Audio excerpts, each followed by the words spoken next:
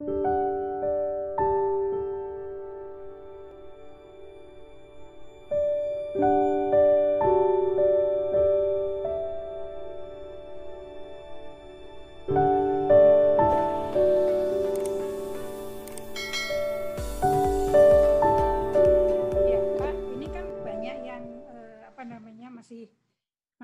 baru tertarik, ya. Tahu sama sekali. Bisakah Bapak menceritakan runtut gitu ya, gimana cara budidayanya mulai dari tadi yang kata tadi, ya. namanya. Terus kalau mencari juga di mana, kalau mau membeli di mana, misalnya seperti itu. Betul. Mau beli bibitnya, terus nanti cara nanamnya, sampai cara panennya. Karena ini banyak yang belum tahu ini, Mas. Ya, ini hal baru.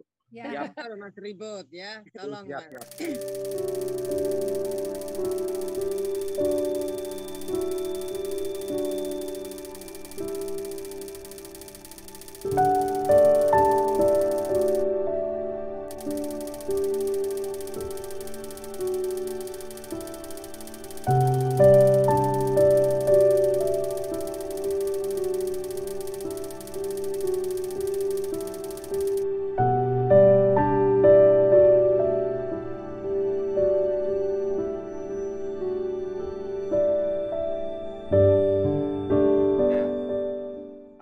Biji bunga namanya, yang bawah ini. Ini kalau biji bunga ini kita tanam, ini 3 musim baru siap panen, nanti hasilnya 2 kilo. Kalau bibit dari kata, 2 musim atau 2 tahun, akan menjadi 2 kilo juga minimal. Kalau bibit dari umbi, 1 musim atau 1 tahun, hasilnya akan menjadi 2 kilo juga minimal.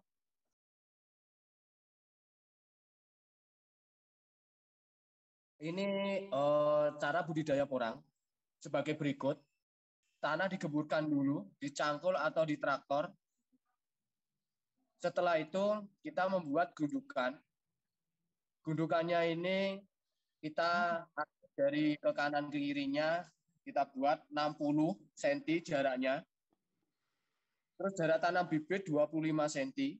Bibit katak maupun bibit umbi sama. 1 hektar membutuhkan bibit 40.000 biji. Bibit katak maupun bibit umbi sama. Biji bunga pun juga sama. Terus cara tanamnya, budidaya porangnya, kalau pakai bibit katak, kedalamannya 10 cm. Kita membuat kedalaman bibit di atas gundukan ini. Di atas gundukan ini kita kedalamannya 10 cm. Bibit dimasukkan dulu, bibit katak. Terus ditimbun tanah sedikit, pupuk kompos. Pupuk kompos yang kita pakai pupuk kompos kotoran kambing maupun kotoran sapi, lalu tanah lagi. Jadi bibit tadi kita masukkan dulu ke kedalaman 10 cm, bibit, tanah, pupuk, tanah. Dan setelah itu nanti kita menunggu muncul tunas, ketinggian tunas jadi daun. Kira-kira ketinggian tunas jadi daun 15 cm atau 20 cm. Ini gundukan kita ini banyak gulma. Kita bersihkan gulmanya sampai bersih. Setelah itu kasih pupuk. Nah, pupuknya ini kita letakkan dekat antara jarak tanam. Jarak tanam 25 cm tadi itu. Jadi pupuk kita letakkan dekat antara jarak tanam. Lalu pupuk kita itu tadi kita tutup dengan tanah. Nah, tanahnya diambilkan dari mana? Dari parit. Paritnya kita perbarui. Kita naikkan tanahnya untuk menutup pupuknya. Biar pupuk kita tidak larut sama air. Terus gunanya kita perbarui paritnya ini untuk mengalirkan air hujan biar ngalir. Jadi porang itu tidak mau tergenang air setiap hari. Lalu kita perawatan, kalau sudah menanam porang, 1 musim itu perawatannya 3 kali pembersihan gulma. Juga kita perbarui paritnya 3 kali juga. Pemupukan juga 3 kali. Pakai pupuk kompos kotoran kambing maupun kotoran sapi. Kalau bibit dari kata ini nanti akan dorman. Kalau sudah mendekati musim tanam, mati suri. Selama 6 bulan kemarau ini tidak ada pertumbuhan sama sekali. Tapi kita memanen bubil katak 1. di atas ranting. Kita menanam katak satu akan tumbuh katak satu kalau bibit dari katak di atas ranting. Nah, bibit katak itu tadi tidak dapat kita petik, biar tuh gugur dan rontok sendiri.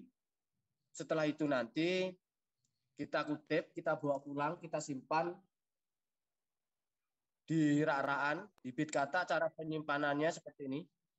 Bibit yang kita panen, kita simpan. Ini kita simpan biasanya bulan 5, 6, 7, 8, 9, dan 10. Lalu kita tanam lagi. Nggak boleh kena air ya, Pak? Ya? Nggak boleh kena air ya, bibitnya? Ya, betul. Ini disimpan di dalam rumah. Jangan sampai kena sinar matahari, jangan sampai kena air. Oh, gitu. Oh. Ya, ya. Itu bibit itu bisa disimpan sampai berapa lama, Pak? Biasanya kami penyimpanan bibit bulan 5, 6, 7, 8, 9, bulan 10 kita tanam lagi. Tapi kalau sampai bertahun-tahun bisa nggak sih, Pak, bibitnya itu? Bisa, karena kini orang ini mengikuti musim. Musimnya penghujan, dia minta ditanam. Jadi musim penghujan harus ditanam gitu ya? Betul. Terus seandainya ini bibit yang kita simpan ini musimnya penghujan kok tidak ditanam, dia membusuk. Jadi kalau beli bibit, ya harus ditanam di musim penghujan, nggak bisa lewat setahunnya lagi gitu, nggak bisa ya? Bisa. Musimnya hujan minta ditanam. Jadi ini mengikuti alam. Alamnya musimnya penghujan, dia ada pertumbuhan. Musim kemarau dia ada dorman. Jadi kalau di musim kemarau pada saat nggak ada hujan lagi, perlu penyiraman nggak sih, Pak? Nggak perlu penyiraman, karena ini mengikuti alam. Jadi betul-betul dia itu tumbuhnya ya di musim hujan tadi ya, tapi nanti setelah dia agak besar, udah mulai masuk musim kering, ya sudah, dia akan dorman sendiri, dia akan tumbuh sendiri, itu sudah mengikuti alam ya. Betul. Jadi kemungkinan gagal juga kecil ya, Pak?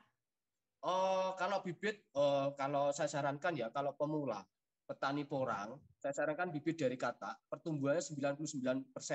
Oh, kalau dari katak ya? Ya. Jangan yang dari bunga ya? Kalau biji bunga lambat, lama, 3 tahun baru siap panen.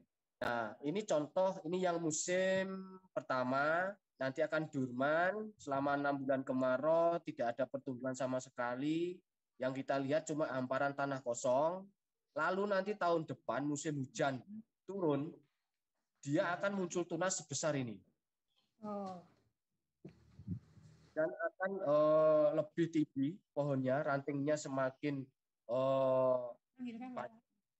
akan menghasilkan bubil katak minimal 5 biji. Oh, 5 biji. Ya. Jadi satu pohon itu menghasilkan katak 5 biji. Musim yang kedua, Bu. Contohnya ini, musim yang kedua. Kalau musim yang pertama cuma 1, kalau bibit dari katak. Dan bubil katak ini di atas ranting jangan sampai kita paksa, kita petik. Ini biasanya batang dan daun ini membusuk, akan mengering, pada jatuh semua. Bubil kataknya baru kita kutip, terus kita bawa pulang, terus kita simpan di rak-rakan tadi, cara penyimpanan bibit. Setelah itu kita sudah bersih pengambilannya bubil katak yang pada jatuh tadi, baru kita bongkar umbinya. Karena sudah 2 musim atau 2 tahun. Dan hasil panennya seperti ini. Ini hasil panen 2 musim bibit dari katak. Ada besar kecil panenan kita. Ada 5 kilo, ada 4 kilo, ada 3 kilo, ada yang 2 kilo, dan ada yang 1 kilo. Kenapa kok enggak merata besar? Karena bibit katak itu tadi campur 150 biji 1 kilo isinya. Terus panennya juga besar kecil. Jadi kita ambil tadi minimal 2 kilo. Terus 1 hektar tadi membutuhkan bibit 40.000 biji. Kalau kita tanam 2 musim bibit dari katak, 40.000 biji ini kita kalikan minimal yang 2 kilo aja lah. Jangan ngomong yang 5 kilo, jangan cerita yang 4 kilo. Kita ambil yang terendahnya saja 2 kilo. 2 kilo ini kita kalikan 40.000 biji, 1 hektar itu tadi, 80 ton panenan kita, Bu. 80 ton kalau kita bongkarnya tadi itu di bulan 8 atau bulan 9 itu harga sudah mulai 10.000, kadang 11.000, kadang 12.000. Kemarin harga tertinggi sampai 14.000. Basah itu, Pak. Ya. Tapi mengikuti bulan, mengikuti harga pasar. Ada pertanyaan lagi, Bu? Ini ketinggiannya harus berapa, Pak, kalau untuk menanam porang ini? Kalau masalah ketinggian, itu semakin tinggi, semakin bagus kita tanami porang. Sebenarnya porang itu kita tanam di mana-mana juga bisa. Jadi ketinggian bubil, ketinggiannya untuk yang bagus itu 300 ke atas. Tapi kalau di bawah 100, kita bisa kok ditanami porang juga. Jadi bukan kok yang 300 ke atas hanya bisa ditanami porang, enggak. Sebenarnya yang 100 ke bawah bisa ditanami juga. Contohnya di Belura sama di Bangka, itu MDK-nya malah rendah sekali. Dan itu bisa ditanami porang juga. Kita pakai naungan. Dan naungannya ini pakai paranet atau kita carikan pohon yang secepat pertumbuhannya. Kalau makin tinggi ketinggiannya ya, makin tinggi DPL-nya, apa panennya makin lama, Mas? Enggak. Oh, enggak juga ya? Enggak, malah semakin bagus. Karena apa? Pertumbuhannya semakin subur dan awet hijau. Gitu. Ini nanamnya nggak pakai naungan ya? Kalau yang zaman dulu, zaman Jepang itu kan di dalam hutan, jadi banyak sekali naungan gitu. Bedanya gimana, Mas? Gini. Jadi kalau di bawah naungan juga bisa, lahan terbuka juga bisa. Oh gitu. Jadi nanam di hutan juga bisa ya. Lahannya perhutani dibolehkan untuk LMDH menanam gitu bisa. Oke. Tapi hasilnya nggak ada bedanya, Pak? Kalau untuk di bawah naungan juga ada bedanya. Karena apa? Kalau terlalu rimbun itu umbinya juga kurang maksimal. Karena kurang sinar matahari. Harus ada matahari. Berpengaruh pada besarannya si porangnya. Tapi kalau MDPL-nya terlalu rendah juga perlu naungan juga sih gitu loh. Oh gitu. Nah kalau yang ditanam ini kan nggak ada naungan sama sekali ya.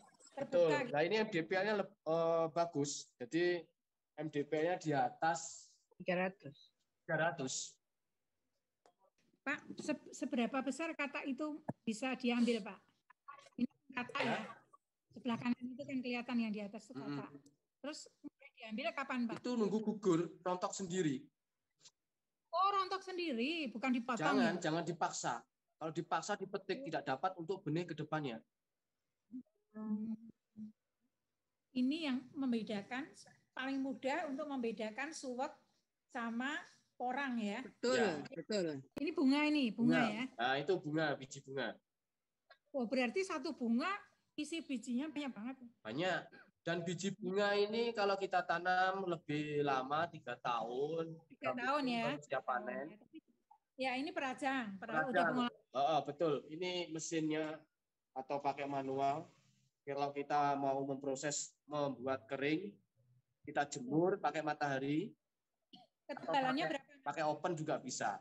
Dan ini irisannya minimal 1 cm dari basah. Minimal 1 cm irisannya, ketebalan. Ketebalan 1 cm. 1 cm besar sekali, maksimal gitu ya. Bisa dipasah, bisa pakai mesin perajang. Bisa. Ini pengeringannya matahari. Betul. Itu cara pengeringan jemur pakai sinar matahari atau pakai oven juga bisa. Kalau pakai matahari berapa lama, Pak? 6 hari, Bu. Waduh, lama sekali ya. Ya. Kalau pakai pengering bisa 2 hari kali ya. 1 jam bisa kering. Pakai oven. Pakai oven. Ya. Pakai suhu berapa? Nggak rusak, Pak. Suhu berapa itu? Ya, kita harus atur suhunya biar tidak terlalu gosong. Di Madiun ya, Pak? Nah itu Pak, Singgih dari Madiun juga, Pak. Oh, Pak Singgih dari Madiun. Ponorogo, Mas. Ponorogo, Mas. Oh, Ponorogo juga banyak yang budidaya juga. Aku juga dari Madiun loh. Oh ya, ya Bu.